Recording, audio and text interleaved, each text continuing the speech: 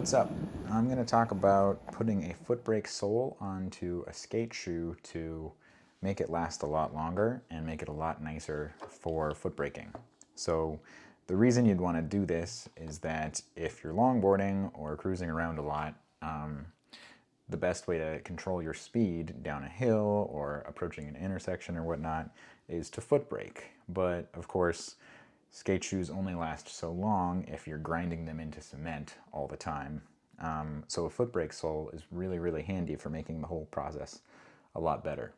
One thing that kind of surprised me actually early on, the first time I tried foot brake soles, is that they're actually way nicer to use than just a skate shoe. So here's me skating with just a normal skate shoe.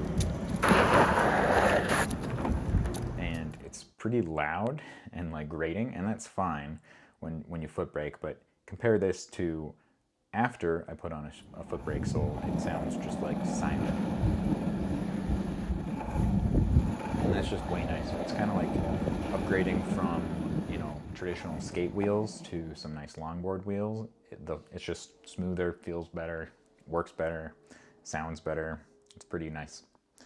So the other thing that's worth knowing is that you can go out and buy foot brake soles from a skate shop, and they might be, $12 per sole or something like that.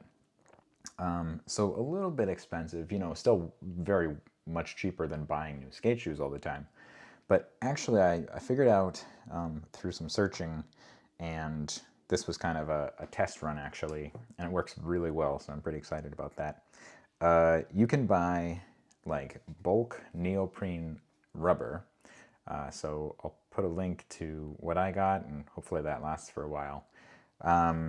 This is a 3 foot by 1 foot sheet of 3/16 inch neoprene rubber from just Lowe's, a hardware store. It is 60A durometer. So basically that's a little softer than the sole of a skate shoe, but hard enough that it's pretty durable. And after skating this and comparing it to some actual branded foot brake soles I had previously, this feels the same, like very, very similar. I bet that company just gets like 60A neoprene rubber because it looks the same. This is thicker than what I had before, so I can't tell you for sure that it's 100% the same, but the finish looks really similar. So this was $20 for enough rubber to make like at least 6 or 7, maybe like a lot more, like 12 foot brake soles if you have smaller shoes or if you're really compact about how you use it. So that'll last a while. You're also obviously going to need a skate shoe. A newer shoe would be easier. This looks pretty messy because like a lot of these parts were already kind of worn away before I applied this foot brake sole, and that makes it a little harder to cut out and to like glue it in a really seamless way. We're not really going for aesthetics here, it's function first. But worth knowing, like in the future when these shoes are truly dead, I'll be interested to try it on a very brand new flat sole, and I think it'll work better. Also, you're gonna need either clamps or glue. This is gaffer tape. Not clamps or glue, clamps or tape. This is gaffer tape. You could use duct tape as well, but this is really nice because it tears easily, doesn't leave residue. It's nice to work with. You could clamp the foot brake on with clamps, but I don't have clamps. You're also going to need sandpaper. This is 220 grit. It's a little bit finer than I think would be perfect for this, so I don't know. Maybe look for like 120 grit or something, approximately. Doesn't matter a ton. I used barge cement, which works really well for this. This is a 2-ounce container, and I've noticed that it, definitely works for 2 shoes. You could maybe get 3 shoes out of this even. I'm not for sure. And then a really good utility knife is super essential for cutting this out and doing it safely and well. It's very useful to have some sort of locking mechanism in the knife so that as you're kind of like pulling to cut, it doesn't like mess, it doesn't pull out the blade or anything like that. So, you know, a sturdy knife is really worthwhile. All right, so here is my super awkward workspace setup. The important part is that it's outside. This barge cement has a massive amount of fumes, so definitely don't do this inside because you would be like murdering your lungs. Yeah, so other than that, I've just found any outdoor space, which in Brooklyn happens to be my front stoop.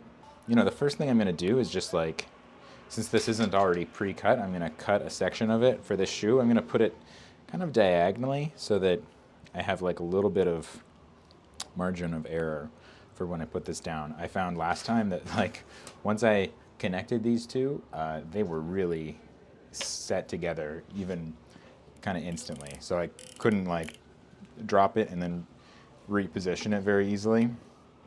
Oh, and also this was a huge pain to pull off the first foot brake sole, so I do recommend going a little bit thicker rather than a little bit thinner because you won't want to do it again.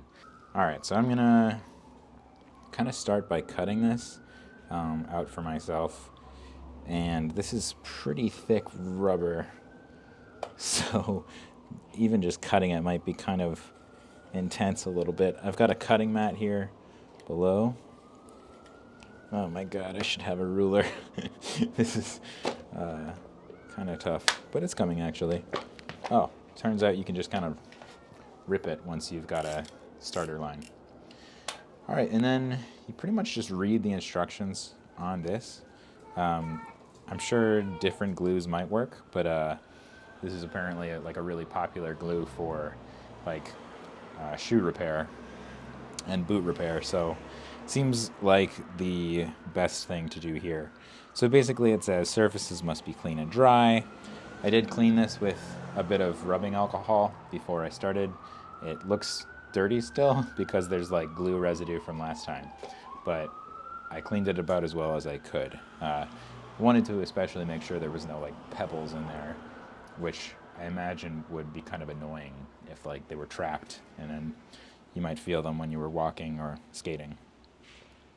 So basically, yeah, brush or spread glue out to avoid puddling, allow to dry 15 to 20 minutes, and then press firmly together. So there's like a drying before you connect them, and then after.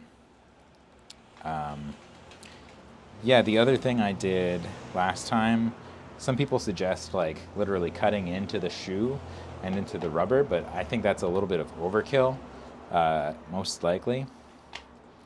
However, it does seem pretty practical to me that you would want to kind of roughen this neoprene surface because it's pretty slick. So we'll give the glue a little bit something to stick to this way. Yeah, I don't think, for instance, it's worth cutting into the shoe because this shoe already has a bunch of great spots for that glue to hold on to, and trust me, it definitely does hold on really well. I don't know, maybe I'll like scratch this a little bit. I don't know how valuable this even is, but why not? And I'm just scratching this with like this paint scraper thing. I don't actually want to like cut through the rubber or anything, so I'm not going to use my knife right now. And clean it off with the old shirt.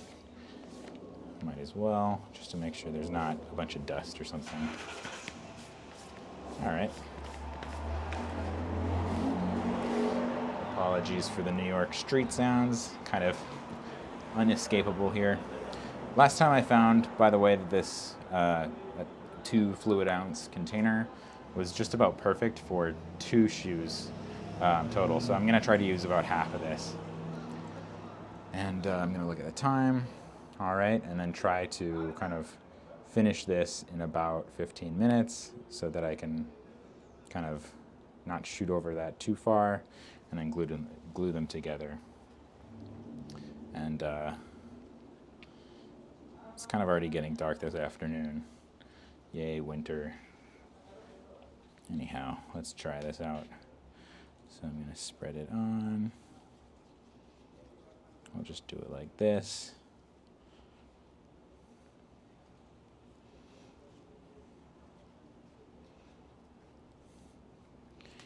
Looking good so far, I think.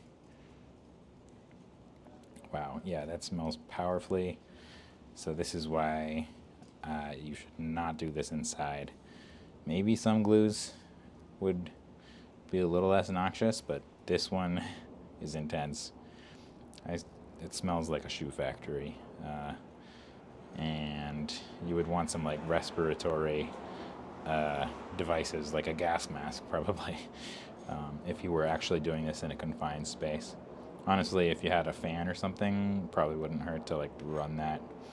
I don't know. All right, so there's that part. And then the shoe takes a little bit longer. Kind of move that to the side. It would be pretty practical to have like a piece of cardboard or something to work on. I think this would hopefully wash off of this cutting mat. But now that I'm in the thick of it, like, I don't know that for sure. So I'm just going to try to be somewhat careful and not get it on there. And I just pretty liberally apply this glue. I'm going to let it dry like overnight at least. So I'm just going to try to like fill as many of those cracks as I can, sort of. Especially towards the edges, really. Because obviously I don't want that area coming up. And since there's the tread of this shoe, it really like takes a lot of glue to fill most of those cracks. It's pretty it really like sucks up the glue kind of. So I'm gonna put more towards the edges and try to get it pretty uniform. I think this would work on basically any shoe, like the waffle pattern of Vans or whatever else. Just, this glue is, as I said earlier, extremely sticky. So, like, it's pretty effective. And I bet it would work on something with a tonnage. Well, I mean, obviously you wouldn't want, like, hiking boots or something. I don't think that would work as well. But, you don't have to think about, like, sanding down the shoe or something. Like, I initially thought maybe that would be necessary to get a really smooth surface or something, but that's not. And then also, like, I don't think you have to cut into your shoe a bunch to, like, give extra spots for the glue to hold on to, because it's going to hold on. I'm just trying to be careful not to drop it on anything or get the glue anywhere that I don't want it. It's pretty hard to clean off. Apparently you could do it with maybe like a nail polish remover or something, acetone I think it is, but I don't want to deal with that mess or those fumes either, so I'm just trying to be careful. Alright, so then, making sure I get some good coverage along the edges here.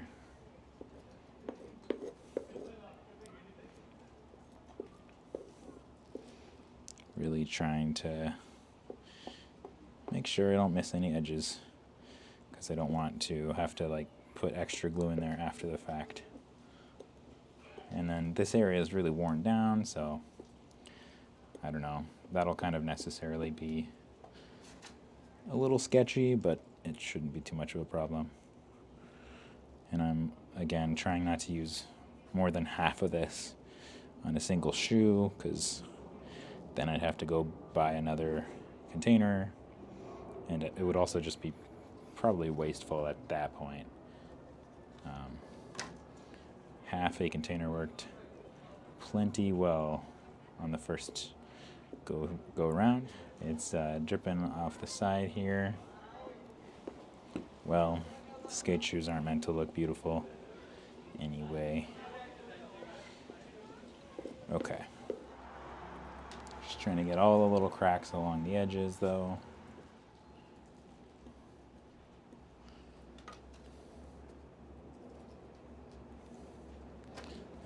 extra in the back. Last time it worked to just kind of like set this aside and then start working on the other pair of shoes. That worked pretty well, because then it took me, you know, another 5 or 10 minutes to prep that one. And yeah, then I was ready to slap this one on. I'm just trying to really tuck in the laces so they don't run the risk of getting between the rubber mat and the bottom of the shoe. That would suck. All right, so it's been like not quite 15 minutes, but the sun is setting. As I said, this really sticks once you put it down, so I'm gonna be pretty careful, as much as I can be, to stick this back part on the very corner. And okay, that worked, I think. And then kind of line up the shoe so I can press it down across a little bit diagonally across my patch, just really making sure that it all touches down. And I'm pushing, you know, with some weight here to really make sure it all has contact and has plenty of pressure just initially. I will actually try to put some tape there to prevent the edge from sticking. Hopefully that does something. Like, makes it easier to peel off in that section.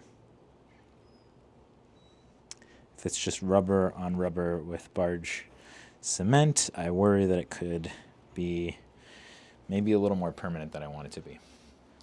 All right, so now that that's on, like I said, people often use clamps for this, but I don't have clamps. So here I have just gaffer tape. You could use duct tape as well, I'm sure. And you just really want to make sure you wrap it pretty hard. And let me see, I think I just started from the bottom last time and just really kind of go for it. So like, just to make sure it pulls across the sides. And don't be stingy with the tape. I hope this doesn't stick on top. We will see.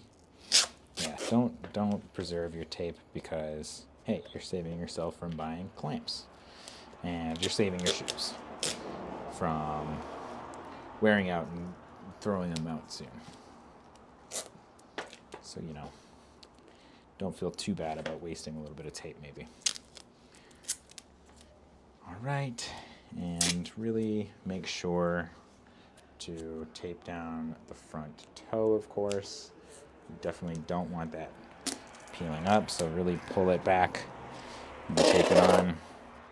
And then we're also going to do that on the back. We're really going to make sure we get some good tension there to hold it.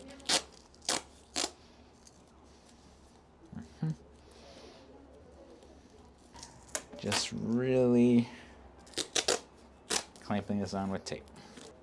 I'm just trying to like look for anywhere like this that I could imagine, you know, needing a little bit of extra pressure, and then I tape it.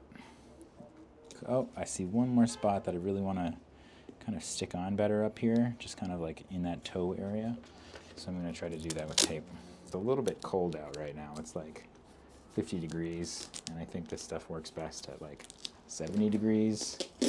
So there's a few variables here that aren't quite perfect. Of course, even if it's a little cold to do this, a lot better to do it outside. Okay, so that's about as good as I think I have patience for right now. And we'll come back tomorrow to cut out the shoe and see how things worked and skate it. Okay, at this stage, we're going to unwrap the shoe, which has been drying overnight, or curing, I guess, overnight, and we are going to cut out the rubber. So, you know, moment of truth. It was a little bit cold in the garage that I kept this in overnight, so I'm hoping it cured just fine. I guess I also didn't leave it to dry for quite as long as recommended when making the previous segment of the video, so we will see.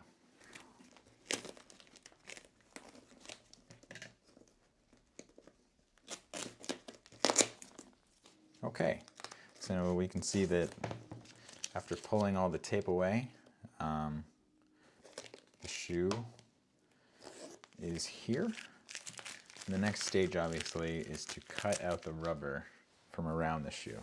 The good news is there's very few places where it's stuck to the top of the shoe, and as you can see there, probably because we didn't have glue on both surfaces, it didn't really stick in a permanent way, so that's really good. And over here, where I had put some of that tape to prevent it sticking too much to the side, it seems like that also probably helped out. It's really helpful to have a pretty sturdy locking X-Acto blade or something that's going to provide a lot of like control and stability and a sharp blade because obviously this rubber is pretty tough. It's very hard to be controlled cutting away. It's much easier to cut towards yourself. Like, obviously be careful about that, but kind of that allows you to sort of ride the edge of the shoe and have some control over your cut and get kind of nice. And just to start out, honestly, I'm just gonna kind of cut a bit of the excess away because it feels like it's really kind of obstructing my view and kind of reach. Just kind of like make a little path into the shoe, and it's very helpful that this is a locking blade because this would probably be pulling the blade out if it weren't locked into place. And you just kind of slowly go and kind of ride that edge. It's not going to be perfect. I am not a professional cobbler, but it looks pretty okay if you do it this way.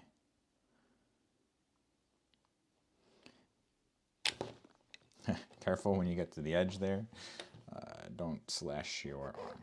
But yeah, this is a pretty alright looking seam. I'm pretty happy with that, actually. It's going to be slightly trickier to do up here. I might see what it's like flipping the shoe. I'm kind of watching the underside of it here.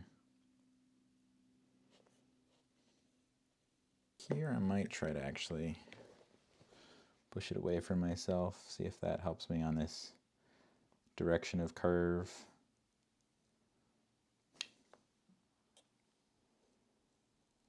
Yeah, it seems to work nicely over here. I don't know how helpful this process is to see. I know that I was looking for videos on this process to get some pointers, and there weren't as many as I wanted there to be. So hopefully I can add this one to the Canon, and hopefully that helps someone out.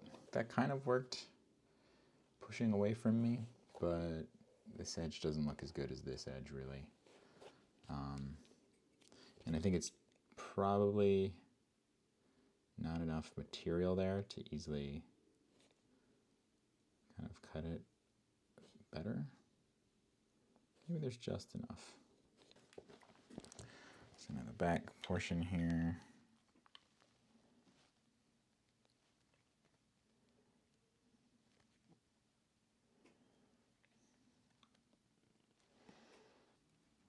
Just takes a bit of force to pull that smoothly along the edge of the shoe. And the extra rubber is definitely inhibiting my view, but I think it's going okay. Like, it looks like The edge is just where I want it to be.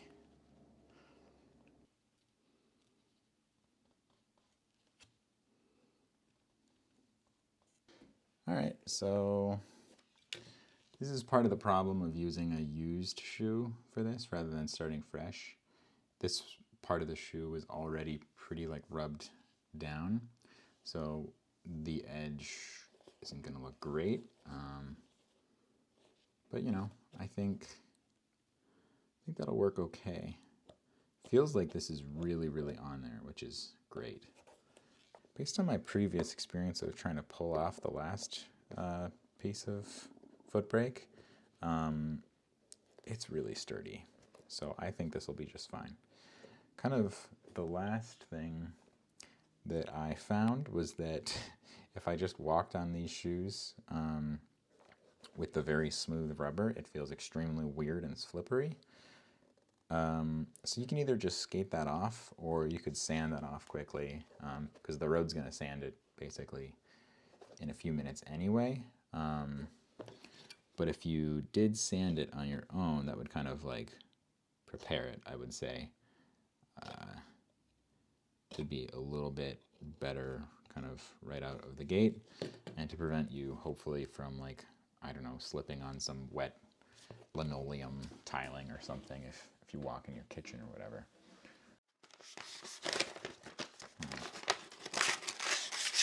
There are definitely better ways to use sandpaper than this.